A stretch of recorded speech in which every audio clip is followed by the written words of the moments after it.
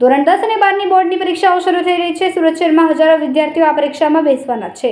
પરીક્ષાના તણાવ વચ્ચે વિદ્યાર્થીઓ સમયસર કેન્દ્ર પર પહોંચી શકે તે માટે સુરત શહેર ટ્રાફિક પોલીસ દ્વારા વિશેષ આયોજન કરવામાં આવ્યું। શહેરમાં હાલ મેટ્રો રેલનું કામ યુદ્ધના ધોરણે ચાલી રહ્યું છે, જેના કારણે શહેરના મુખ્ય માર્ગો સાંકડા થઈ ગયા છે અને ડાયવર્ઝન આપવામાં આવ્યા। ખાસ કરીને વરાછા, અડાજણ અને મજુરા ગેટ જેવા વિસ્તારોમાં મેટ્રોના પિલરને કારણે રસ્તાઓ દબાણ વધ્યું છે, જે વિદ્યાર્થીઓ માટે ચિંતાનો વિષય હતો।